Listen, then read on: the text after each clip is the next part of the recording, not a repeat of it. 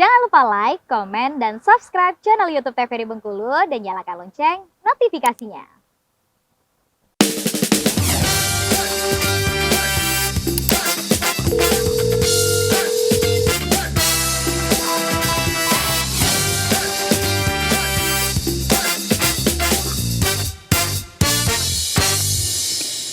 Terima kasih pemirsa, Anda masih setia bersama kami di Dokter Kito. Kita masih dengan tema yang sama, rheumatoid arthritis, masih dengan Dr. Putri Santri dan juga Abang Agung Saputra SKM nih.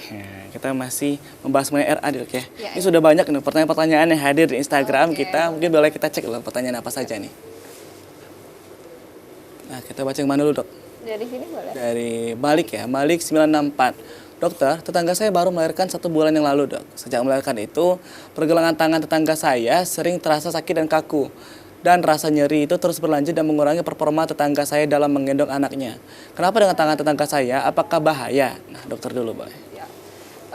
Kalau kita baca kasus ini mungkin tidak detail ya, maksudnya kan kita harus tahu nyerinya tuh seperti apa, rasa nyerinya, munculnya kapan, pemicunya apa, itu masih sangat banyak sekali wawancara medis yang harus kita tanyakan kepada pasiennya.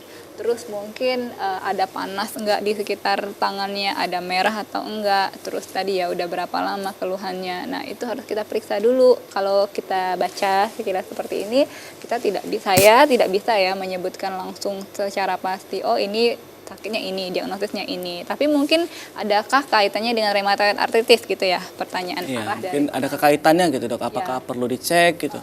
Kalau menurut saya ketika ini dia sudah kaku gitu dok? Ya sudah merasakan kaku dan terus berlanjut, ada kata kuncinya terus berlanjut dan mengurangi performa, artinya sudah mempengaruhi produktivitas ya, mempengaruhi kualitas hidup. Nah itu sudah harus diperiksakan ke dokternya.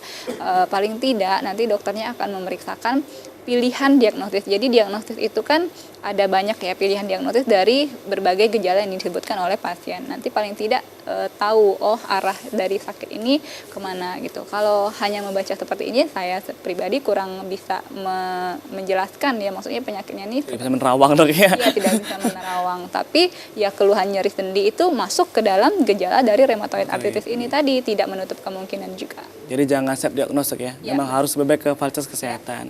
Kita lanjut pertanyaan kedua dulu ya. Yang kedua ada Dimas 157. Dok, mau penjelasannya mengenai penyakit autoimun. Apakah penyakit rematik dan rheumatoid arthritis sama atau beda?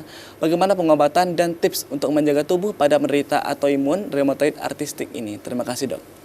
Dok, mohon penjelasan mengenai penyakit autoimun sudah ya tadi. Sudah penyakit tadi ya. Autoimun itu adalah penyakit yang imunnya sendiri, imun pribadi kita itu menyerang tubuh kita sendiri yang harusnya melindungi ya. Apakah penyakit rematik dan rheumatoid arthritis itu sama atau beda? Biasanya pasien itu menyebutkan nyeri-nyeri sendi itu rematik, tapi penyakit nyeri sendi itu masih sangat luas dalam artian masih banyak lagi pilihan diagnosis dari artritis itu sendiri. Ada rheumatoid arthritis tadi yang saya sebutkan, ada osteoartritis. Jadi tapi masyarakat di rumah, masyarakat awam yang sering saya temukan menyebutkan rheumatoid arthritis ini sebagai rematik gitu.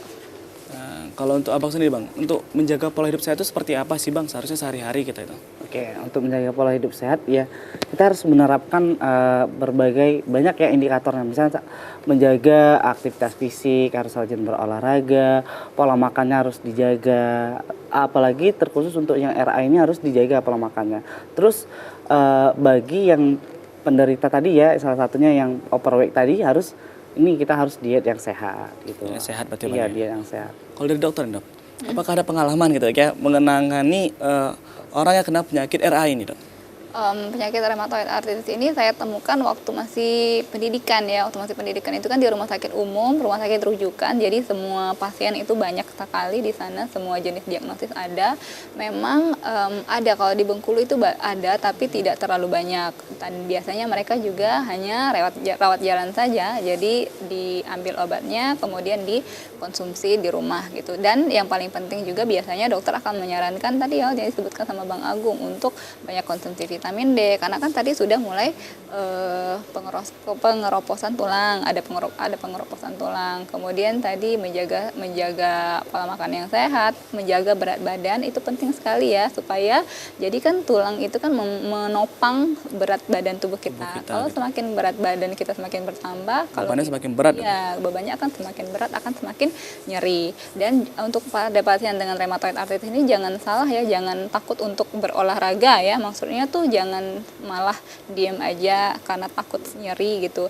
Boleh berolahraga tapi jangan berolahraga yang terlalu berat. Boleh berolahraga jalan kayak gitu, boleh, bagus. Sering kali kita ketemu Dok ya, orang-orang yang kena RA ini malahan lebih memilih untuk diam di rumah saja, untuk istirahat, berbaring gitu, karena kalau bergerak takut sakit tadi. Iya. Nah Dok, misal nih ketika pasien RA ini tiba-tiba terserang gitu ya, sakit sendinya itu, apa sih tahap awal yang harus dilakukan ketika sakit itu kumat gitu? Ya, yang paling penting adalah istirahatkan dulu. Kalau memang tiba-tiba nyeri gitu kan, istirahatkan dulu, boleh dikompres. Ini boleh ya untuk pasien-pasien dengan peradangan di bagian sendi, itu boleh dikompres. Kemudian boleh untuk mengkonsumsi obat anti nyeri, itu boleh. Tapi memang obat anti nyeri yang dipilih itu yang paling rendah dulu, misalnya seperti paracetamol. Paracetamol itu kan selain obat anti penurun panas, juga obat anti nyeri itu boleh. Nah, sambil menunggu nyerinya itu reda, boleh untuk memplankan atau merencanakan untuk kunjungan ke dokter supaya bisa memastikan sakitnya itu sakit apa. Oh ya, saya ingin menambahkan tadi yang terkait dengan kenapa perempuan itu sering lebih banyak ya prevalensinya. Walaupun memang secara tadi jawabannya adalah Karena data tadi Dok ya. Memang ya karena data dan memang dari autoimun kita nggak bisa tebak gitu. Tapi kalau misalnya wanita, itu ada juga sumber yang mengatakan bahwa wanita itu kan punya hormon yang namanya estrogen. Hormon estrogen itu bisa meningkatkan kemungkinan kita untuk terkena penyakit autoimun, dan estrogen itu tidak dimiliki oleh laki-laki ya, hanya dimiliki oleh perempuan. Itu menjadi salah satu penyebab mengapa prevalensi atau kejadian RA ini lebih banyak pada perempuan. Tapi ya balik lagi ya, kalau autoimun itu tetap saja menjadi suatu hal yang masih misteri ya untuk kita. Kadang kita nggak tahu kenapa kita bisa terkena autoimun ini. Memang dari yang di atas.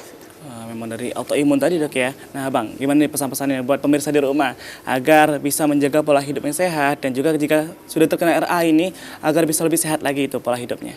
Oke, pesan untuk yang di rumah, kalau memang udah didiagnosa dokter penyakit RA, jangan sampai drop gitu ya kan, down. Jadi harus tetap semangat, harus tetap juga melaksanakan dari anjuran dokter, terus berobat, berkonsultasi, terus harus menjaga pola hidup yang sehat dan rajin olahraga. Nah, luar biasa sekali ya pembahasan kita hari ini ya, Dokter ya dan juga Bang Agung.